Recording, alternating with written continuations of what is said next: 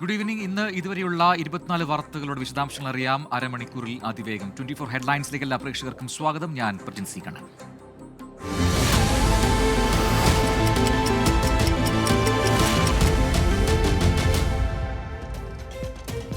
CBCയുടെ Christmas ആഘോഷത്തിൽ പ്രധാനമന്ത്രി പങ്കെടുത്തതിനെ ചൊല്ലി വിവാദം. പ്രധാനമന്ത്രിയുടേത് ഇരട്ടത്താപ്പെന്ന് തുറന്നടിച്ച് ഓർത്തഡോക്സ് സഭ തൃശൂർ ഭദ്രാസന മെത്രപ്പൊലീത്ത യൂഹന്നോൻ മാർ മിലിത്തിയോസ്. സവർക്കറുടെയും വിചാരധാരയുടെയും ലക്ഷ്യം സാർത്ഥകമാക്കാനാണ് BJP ശ്രമമെന്നും മെത്രപ്പൊലീത്ത. അദ്ദേഹം ജർമ്മനിയിലെയും ശ്രീലങ്കയിലെയും ഒക്കെ ക്രൈസ്തവ പീഡയെ സംബന്ധിച്ചും ബുദ്ധിമുട്ടുകളെ സംബന്ധിച്ചും പറയുമ്പോൾ അദ്ദേഹം മണിപ്പൂരിനെ കുറിച്ചൊന്നും പറഞ്ഞിട്ടില്ല. ഇത് തീർച്ചയായിട്ടും ഒരു ഇരട്ടത്താപ്പ് ആണ്. രണ്ട് ശൈലിയിലുള്ള പദ്ധതിയാണ്. ഒന്ന്, ക്രൈസ്തവ നേതൃത്വത്തെ പ്രീതിപ്പെടുത്തി പ്രീണിപ്പിച്ച് ഉപഹാരങ്ങൾ നൽകി ഒക്കെ കൂടെ നിർത്താൻ ശ്രമിക്കുക. അതേ പാർട്ടിയുടെ പ്രാദേശിക ഘടകമാണ് ന്യൂനപക്ഷ സമുദായങ്ങളെ ഇല്ലാതെയാക്കാൻ ശ്രമിക്കുക. അത് വലിയൊരു നാടകമായിട്ട് എനിക്ക് തോന്നുന്നുള്ളൂ. മെത്രപ്പൊലിത്തയുടെ നിലപാട് തള്ളി ഓർത്തഡോക്സ് സഭാധ്യക്ഷൻ. വ്യക്തിപരമായ അഭിപ്രായമെന്നും ഒറ്റപ്പെട്ട സംഭവത്തെ വിവാദമാക്കേണ്ടെന്നും ബസേലിയോസ് മാർത്തോമ മാത്യൂസ് തൃതീയൻ കാതോലിക്ക ബാവ.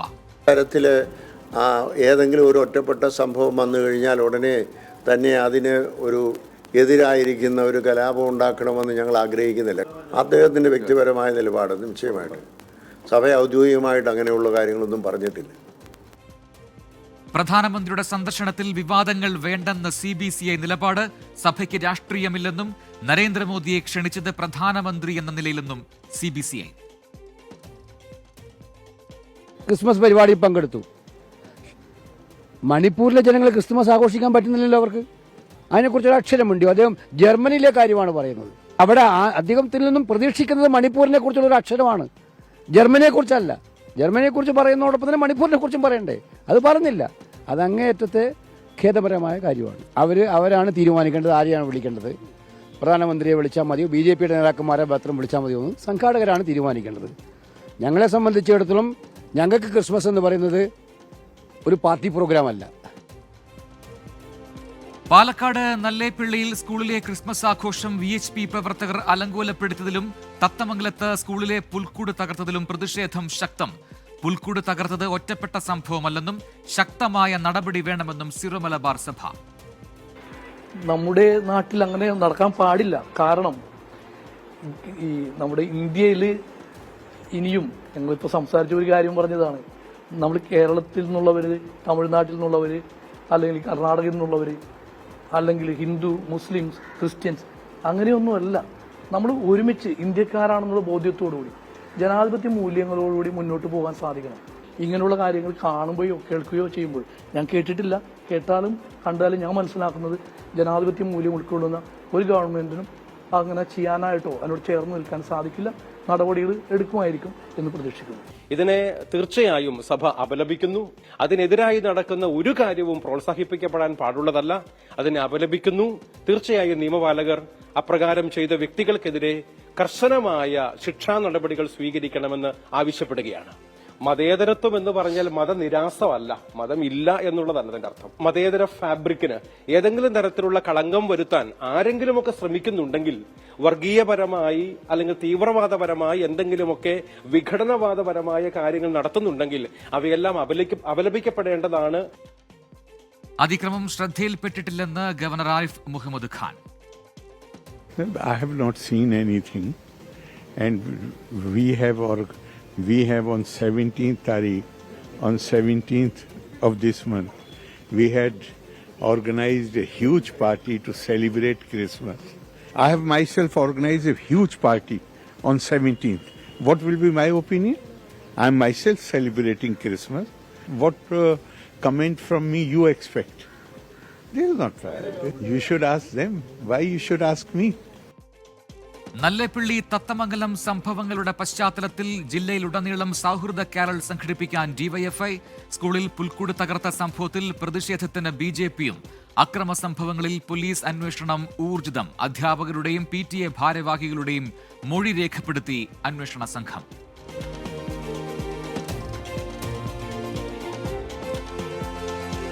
മുനമ്പം ജുഡീഷ്യൽ കമ്മീഷനുമായി കൂടിക്കാഴ്ച നടത്തി സമരസമിതി.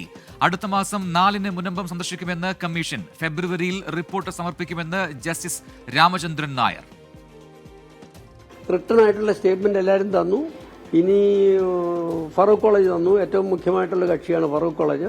മുനമ്പൻ നിവാസികൾ ഡോക്യുമെന്റൊക്കെ തന്നു. അവരെല്ലാം ഒരു റെപ്രസെന്റേഷൻ ഒക്കെ തന്നിട്ടുണ്ട്. അതുകൂടാതെ ഇനി വഖഫ് ബോർഡാണ് പ്രധാനമായിട്ടും മുഖ്യ കക്ഷി തരാനുള്ള. വഖഫ് ബോർഡിന്റെ ലോയർ എന്നെ വന്ന് കണ്ടു.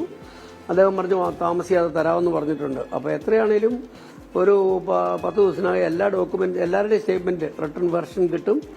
അത് കഴിഞ്ഞ് ഹിയറിംഗ് കളക്ടറേറ്റിൽ വെക്കാനിരിക്കുകയാണ്. എല്ലാവരും കേൾക്കും. അഭിഭാഷകരൊക്കെ വരും. നിയമവശങ്ങളെല്ലാം ആർഗ്യ ചെയ്യും. അത് കഴിഞ്ഞ് റിപ്പോർട്ട് ഫെബ്രുവരി കൊടുക്കാമെന്നുള്ളതാണ് എൻ്റെ ധാരണ. ഞാൻ കൊടുക്കുന്നത് തീർച്ചയായിട്ടും കൊടുക്കാൻ സാധിക്കും. മുനമ്പത്തേത് വഖഫ് ഭൂമിയല്ലെന്നും നീതി ലഭിക്കുമെന്നാണ് പ്രതീക്ഷയെന്നും കോട്ടപ്പുറം ബിഷപ്പ് ഡോക്ടർ ആംബ്രോസ് പുത്തൻവീട്ടിൽ.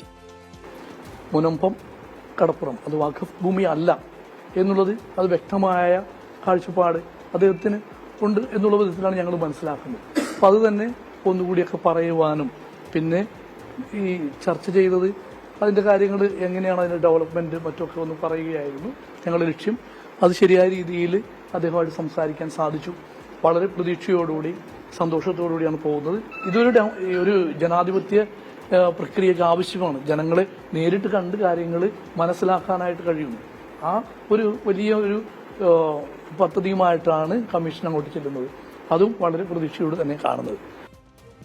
മുനമ്പത്ത് നാളെ ക്രിസ്മസ് ആഘോഷങ്ങളില്ല. രാവിലെ 10 മുതൽ വൈകിട്ട് 5 വരെ നിരാഹാര സമരം. കട്ടപ്പനയിലെ നിക്ഷേപകന്റെ മരണത്തിൽ നടപടിയുമായി rural development co operative society. ആരോപണ വിധേയനായ സെക്രട്ടറി റെജി എബ്രഹാം അടക്കം 3 പേർക്ക് സസ്പെൻഷൻ. നടപടി ബോർഡ് മീറ്റിംഗിൽ. ആത്മഹത്യാ പ്രേരണാകുറ്റം ചുമത്താതെ ഒളിച്ചുകളി തുടർന്ന് പോലീസ്.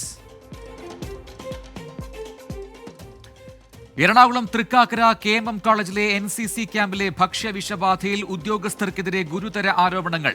പരാതി പുറത്തു പറഞ്ഞാൽ കൊല്ലുമെന്ന് ഭീഷണിപ്പെടുത്തിയതായി വിദ്യാർത്ഥികൾ 24-നോട്. വീട്ടിൽ വിളിച്ചു പറഞ്ഞാൽ കൊന്നുകളയോന്ന് പറഞ്ഞു. പിന്നെ സാമാരി പിന്നെ പറഞ്ഞ് ഈ കാര്യം ആ സ്ത്രീ പറഞ്ഞ കാര്യം പുറത്തു പറഞ്ഞാൽ നിങ്ങളെ പൊക്കത്തോണ്ട് ഉന്തിയിടും. അങ്ങനെ കുറെ ഭീഷണിയൊക്കെ ഉണ്ടായി. കുറെ ഒക്കെ പറഞ്ഞവര് ഫുഡിന്റെ പ്രശ്നം. അവര് പറയണ ഞങ്ങള് വീട്ടിൽ നിന്ന് കൊണ്ടുവന്ന സാധനത്തിനാണെന്ന് പറഞ്ഞു. എന്നിട്ടില്ലേ അവര് ഞങ്ങളുടെ മുമ്പിട്ട് ചവിട്ടി അരച്ച്. അതുകൊണ്ട് അതിന്റെ പൊക്കത്തോടെ അങ്ങാടിങ്ങാട് നടക്കുക. ഞങ്ങളെ പരേഡയിപ്പിക്കണത്. ഭക്ഷ്യവിഷബാധ ബ്രിഗേഡിയർ റാങ്കിലുള്ള ഓഫീസർ അന്വേഷിക്കും. കൊല്ലം ഗ്രൂപ്പ് കമാൻഡർ ബ്രിഗേഡിയർ G സുരേഷിന് അന്വേഷണ ചുമതല. ഭക്ഷ്യവിഷബാധയെ തുടർന്നുണ്ടായ സംഘർഷത്തിൽ കേസ്. SFI ജില്ലാ സെക്രട്ടേറിയറ്റ് അംഗം ഉൾപ്പെടെ 10 പേർക്കെതിരെ FIR. BJP കൗൺസിലർ പ്രമോദിനെയും പ്രതി ചേർത്തു. ഭക്ഷ്യവിഷബാധ എന്ന പരാതിയിൽ റിപ്പോർട്ട് തേടി DMO. അന്വേഷണം പ്രഖ്യാപിച്ച് വിദ്യാഭ്യാസ വകുപ്പും. ചികിത്സയിലുള്ള വിദ്യാർത്ഥികളുടെ ആരോഗ്യനില തൃപ്തികരം. 24 ബിഗ് ബ്രേക്ക്. ഇന്ത്യയിലെ സൈബർ തട്ടിപ്പുകളുടെ മാസ്റ്റർ ബ്രെയിൻ കൊച്ചിയിൽ അറസ്റ്റിൽ. പിടിയിലായത് കൊൽക്കത്ത സ്വദേശി രംഗ ബിഷ്ണോയ്. അറസ്റ്റിലായത് വാഴക്കാല സ്വദേശിനിയിൽ നിന്ന് 4 കോടി രൂപ തട്ടിയെടുത്ത കേസിൽ. ഇന്ത്യയിലെ സൈബർ തട്ടിപ്പ് കേന്ദ്രങ്ങളെ നിയന്ത്രിച്ചിരുന്നത് രംഗ ബിഷ്ണോയ് എന്ന പോലീസ്. പുഷ്പ 2 റിലീസിനിടെ തിക്കിലും തിരക്കിലും പെട്ട് യുവതി മരിച്ച സംഭവത്തിൽ നടൻ അല്ലു അർജുനെ ചോദ്യം ചെയ്തു. ചിക്കടപ്പള്ളി പോലീസ് സ്റ്റേഷനിലെ ചോദ്യം ചെയ്യൽ നീണ്ടത് 2.5 മണിക്കൂറോളം. അനുമതിയില്ലാതെ റോഡ് ഷോ നടത്തിയതിൽ അടക്കം കുരുക്കുന്ന ചോദ്യങ്ങളുമായി അന്വേഷണ സംഘം. അന്വേഷണത്തെ പൂർണ്ണമായി സഹകരിക്കുമെന്ന് അല്ലു അർജുന്റെ അഭിഭാഷകൻ. വനനിയമ ഭേദഗതിയിൽ തിരുത്തലിന് സർക്കാർ. എതിർപ്പുയർന്ന വ്യവസ്ഥകളിൽ മാറ്റം വരുത്തും. വാറണ്ട് കൂടാതെ അറസ്റ്റ് ചെയ്യാൻ അനുമതി നൽകുന്ന വ്യവസ്ഥകൾ പിൻവലിക്കും. വിഷയത്തിൽ സർക്കാരിന് പിടിവാശിയില്ലെന്ന് വനമന്ത്രി AK ശശീന്ദ്രൻ.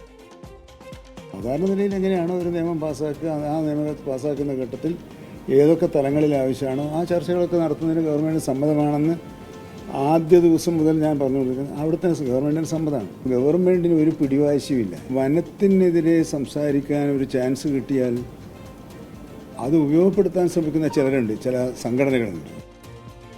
ക്രൈസ്തവ സഭകളുടെ എതിർപ്പിനിടെ വനനിയമ ഭേദഗതിയെ പിന്തുണച്ച് CSI മധ്യ കേരള മഹാ ഇടവക. CSI സഭ എന്നും കർഷകരോടൊപ്പം തന്നെയാണ്. മലയോര മേഖലയിൽ താമസിക്കുന്നവരുടെ അവകാശങ്ങൾ സംരക്ഷിക്കണമെന്നതിൽ യാതൊരു സംശയവുമില്ല. എന്നാൽ ഇന്ന് സംഭവിക്കുന്നത് അവരുടെ പേരിൽ വനം കയ്യേറി വയനാട്, മൂന്നാർ മേഖലകളിലേക്ക് പോകാമെങ്കിൽ കാണുന്നത് ഇൻറ്റീരിയർ വനങ്ങളിൽ പോലും ആളുകൾ പോയി റിസോർട്ടുകൾ പണിയുന്നു. സഭ അതിനെ എതിർക്കുന്നു. വ്യക്തിവിരോധം തീർക്കുവാൻ വേണ്ടി ആളുകളുടെ പേരിൽ കേസെടുക്കാനുള്ള ഒരു ചെറിയ ലൂപ്പ് ഹോൾ അതിൻ്റെ അകത്തുണ്ട്. അത് ഒഴിവാക്കി വനനിയമം അതേപടി പാലിക്കണമെന്ന് തന്നെയാണ്. ക്രിസ്മസിനെ വരവേൽക്കാൻ ലോകം. യേശുവിന്റെ തിരുപ്പിറവിയെ സ്മരിച്ച് ക്രൈസ്തവ വിശ്വാസികൾ നാളെ ക്രിസ്മസ് ആഘോഷിക്കും. തിരുപ്പിറവി ശുശ്രൂഷകൾക്ക് ഒരുങ്ങി ദേവാലയങ്ങൾ. സംസ്ഥാനത്തെ വിവിധ ദേവാലയങ്ങളിൽ രാത്രി പ്രത്യേക കുർബാനകളും പ്രാർത്ഥനകളും. കത്തോലിക്ക സഭയുടെ ഒരു വർഷം നീണ്ടു നിൽക്കുന്ന ജൂബിലി ആഘോഷങ്ങൾക്ക് ഇന്ന് തുടക്കം. മാർപ്പാപ്പ സെയിന്റ് പീറ്റേഴ്സ് ബസിലിക്കയുടെ വിശുദ്ധ വാതിൽ തുറക്കും. ക്രിസ്മസ് പരീക്ഷ ചോദ്യപേപ്പർ ചോർച്ചയിൽ ക്രൈംബ്രാഞ്ചിന് മുന്നിൽ ഹാജരാകാതെ MS സൊല്യൂഷൻസ് സിഇഒ ഷുഹൈബിനെ കസ്റ്റഡിയിലെടുക്കാൻ അന്വേഷണ സംഘത്തിന്റെ നീക്കം. ലുക്കൌട്ട് സർക്യുലർ പുറപ്പെടുവിക്കും. ഷുഹൈബിന്റെ മുൻകൂർ ജാമ്യാപേക്ഷ പരിഗണിക്കുന്നത് കോഴിക്കോട് ജില്ലാ കോടതി മാറ്റി. MS സൊല്യൂഷൻസിലെ അധ്യാപകരും ഇന്ന് ഹാജരായില്ല. മറ്റന്നാൾ ഹാജരാകാമെന്ന് അന്വേഷണ സംഘത്തെ അറിയിച്ച് അധ്യാപകർ. കോഴിക്കോട് DMO ഓഫീസിലെ കസേര തർക്കത്തിൽ ഇടപെട്ട് ആരോഗ്യവകുപ്പ്. 2 പേർക്കും മാറി നിൽക്കാൻ നിർദ്ദേശം നൽകി ആരോഗ്യവകുപ്പ് ഡയറക്ടർ. നിർദ്ദേശം സർക്കാരിൽ നിന്ന് പുതിയ ഉത്തരവ് ഉണ്ടാകുന്നതുവരെ. ഇന്നും നിലവിലെ DMO ഡോക്ടർ N രാജേന്ദ്രനും പുതിയ DMO ആശാദേവിയും ഓഫീസിലെത്തി. കോടതി ഉത്തരവ് തനിക്കനുകൂലമെന്ന് ഡോക്ടർ ആശാദേവി. നിയമപരമായി താനാണ് DMO എന്ന് ഡോക്ടർ രാജേന്ദ്രൻ. കൊല്ലം പുത്തൻതുരുത്തിലെ കുടിവെള്ളക്ഷാമത്തിൽ ജനരോഷം ഇരമ്പി. ദേശീയപാത ഉപരോധിച്ച് RSP പ്രതിഷേധം. പ്രവർത്തകരെ പോലീസ് അറസ്റ്റ് ചെയ്ത് നീക്കി.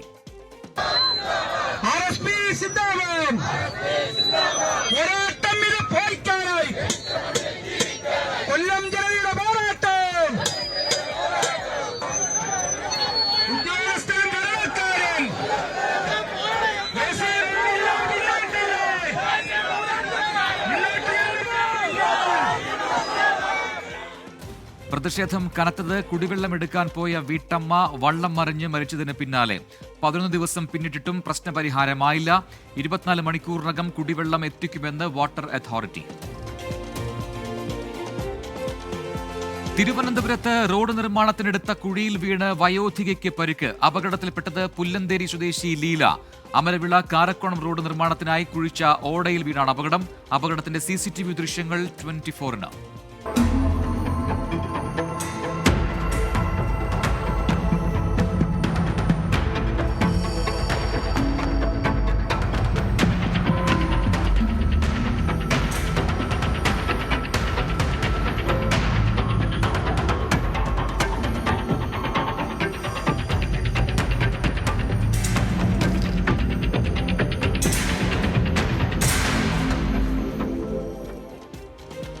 ഓടയ്ക്ക് മൂടിയോ സമീപത്ത് സൂചനാ ബോർഡുകളോ ഉണ്ടായിരുന്നില്ലെന്ന് പരാതി.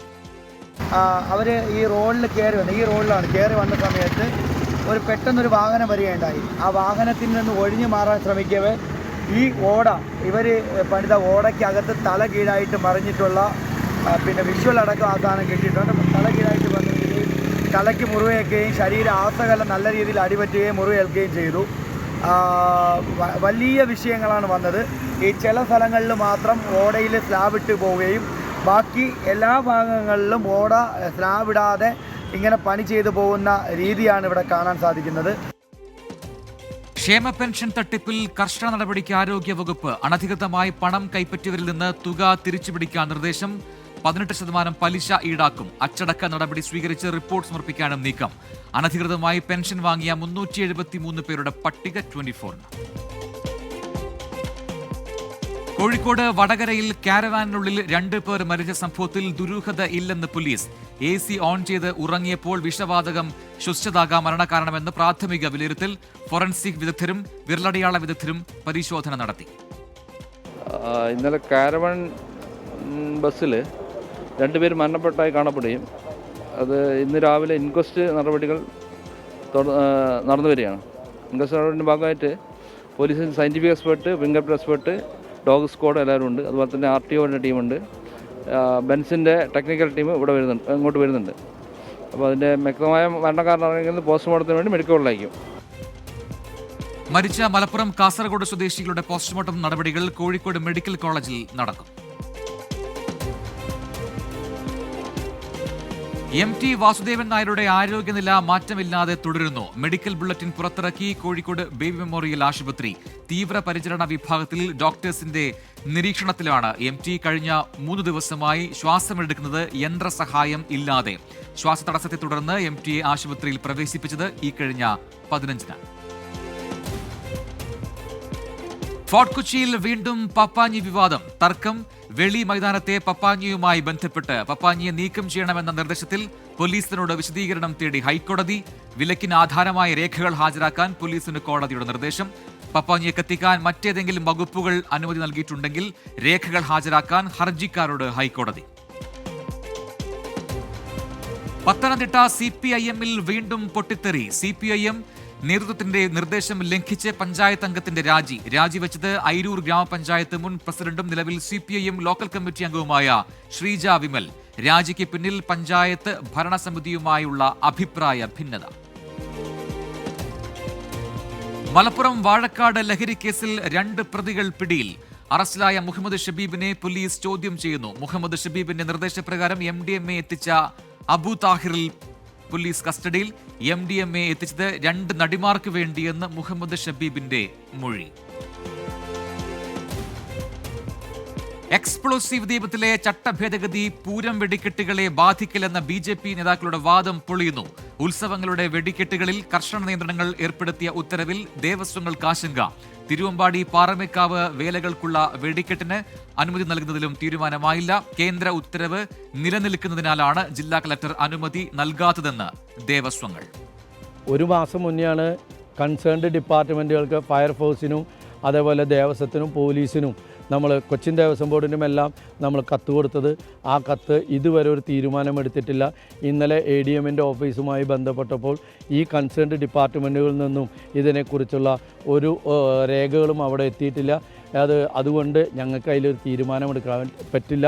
അത് എത്തിയതിന് ശേഷം ഞങ്ങൾ അതിൻ്റെ തീരുമാനം പറയാമെന്നാണ് പറഞ്ഞിരിക്കുന്നത്. ബഹുമാനപ്പെട്ട കളക്ടർ അത് മുഖ്യമന്ത്രിയുമായും മറ്റു മന്ത്രിമാരുമായും എല്ലാം ചർച്ച ചെയ്ത് ഒഫീഷ്യൽസുമായി ചർച്ച ചെയ്ത് ഒരു ശിവകാശിയിൽ നിന്നും വാങ്ങിയിട്ടുള്ള കുറച്ച് പടകമാണ് ഈ വേലയ്ക്ക് പൊട്ടിക്കുന്നത്.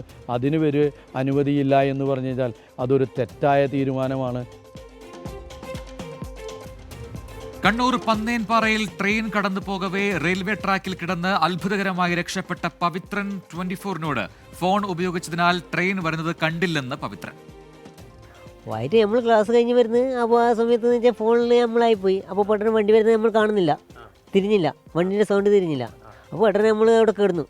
അപ്പോൾ വണ്ടി പോയതിനു ശേഷം നമ്മൾ എണീറ്റു. അത് പെട്ടെന്ന് നമുക്കൊരു ഇത് തോന്നി, അങ്ങനെ കിടക്കണമെന്ന് തോന്നി നമ്മൾ കിടന്നു. വരുന്നുണ്ടായിരുന്നു. ആയിരിക്കും ഭയം ഉണ്ടാവുമല്ലോ, നമുക്കും ഭയം ഉണ്ടായിന്. പെട്ടെന്ന് നമ്മൾ എന്താ സംഭവിച്ചത് നമുക്ക് തന്നെ മനസ്സിലാകുന്നില്ലല്ലോ. സ്ഥിതിയായിപ്പോയല്ലോ. പിന്നെ ചേട്ടൻ മദ്യം കഴിച്ചിട്ടാന്ന് പറയുന്നുണ്ട്, പല രീതിയിൽ അഭിപ്രായങ്ങളുണ്ട്. മദ്യം ഞാൻ കഴിക്കില്ല, മദ്യം കഴിക്കലേ ഇല്ല. ഇപ്പോൾ റെയിൽവേ പോലീസൊക്കെ തേടി വരുമോ? അന്നേരം നമുക്ക് കഴിച്ചില്ല നമ്മൾ പറയുന്നുള്ളൂ. ട്രെയിൻ വരുന്നത് ശ്രദ്ധയിൽപ്പെടുത്താൻ ശ്രമിച്ചെങ്കിലും പവിത്രൻ അറിഞ്ഞില്ലെന്ന് ദൃശ്യങ്ങൾ പകർത്തിയ ശ്രീജിത്ത്. ട്രെയിനും ആളും ഒരേ ലെവലിലാണ് ഉള്ളത് ട്രാക്ക്. അപ്പം ഞാൻ ആദ്യം വെള്ളം വെച്ചു. ആ സമയത്ത് തന്നെ ഒരു ട്രെയിൻ എടുക്കുന്നതിന് മുന്നേ ആൾ മൊബൈലെടുത്ത് താഴെ വെച്ച് ഒരൊറ്റ കടന്നു. ആദ്യം ഞാൻ ട്രെയിന് പോകുന്നതിന് മുന്നേ വീഡിയോ എടുക്കുന്നുണ്ടായിരുന്നു. പക്ഷേങ്കിൽ എനിക്ക് ബേജാറായതുകൊണ്ട് വീഡിയോ ഓണാക്കാൻ പറ്റില്ലായിരുന്നു. ട്രെയിനിൻ്റെ ഒരു 2-3 ബോഗി പോയതിന് ശേഷമാണ് ഞാനിത് ഓൺ ചെയ്യുന്നത്. അതിന് ശേഷമുള്ള വീഡിയോ ആണ് നിങ്ങൾ കണ്ടിട്ടുണ്ടാവുക. ദൃശ്യങ്ങൾ കണ്ടാൽ ഒരുപക്ഷെ അത് മദ്യലഹരിയിലാണ് എന്ന തരത്തിലൊക്കെ വലിയ രീതിയിൽ പറയുന്നുണ്ട്. അങ്ങനെ ചേട്ടൻ എന്താണ് തോന്നിയത്? എനിക്കങ്ങനെ തോന്നിയിട്ടില്ല. ആൾ മദ്യപിച്ച് അങ്ങനെ തോന്നിയിട്ടില്ല. ഇല്ല, എനിക്ക് തോന്നിയിട്ടില്ല. കണ്ണൂർ റെയിൽവേ പോലീസ് സ്റ്റേഷനിലേക്ക് വിളിച്ചു വരുത്തി പവിത്രന്റെ മൊഴിയെടുത്തു. പത്തനംതിട്ട കോന്നിയിൽ വീണ്ടും വാഹനാപകടം. പിക്കപ്പ് വാനും കാറും കൂട്ടിയിടിച്ച് കാർ യാത്രികരായ 3 പേർക്ക് പരിക്ക്. അപകടത്തിൽപ്പെട്ടത് ശബരിമല ദർശനം കഴിഞ്ഞ് മടങ്ങുകയായിരുന്ന കർണാടക സ്വദേശികൾ.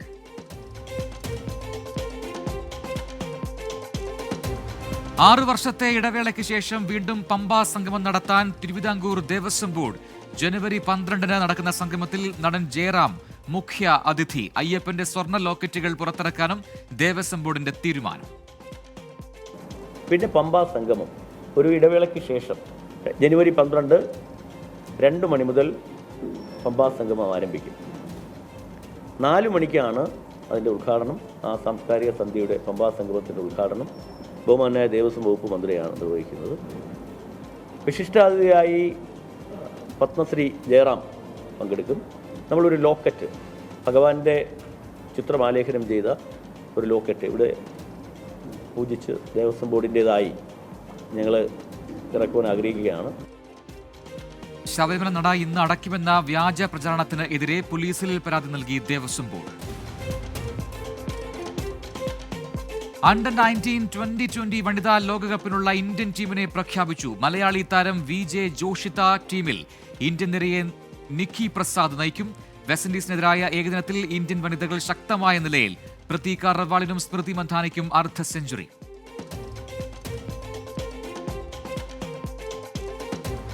ഇപ്പോൾ ലഭിക്കുന്ന ഒരു വാർത്തയിലേക്ക്. തിരുവനന്തപുരം കാരേറ്റ് ജംഗ്ഷനിൽ സൂപ്പർഫാസ്റ്റ് ബസ് കുഴിയിലകപ്പെട്ടു.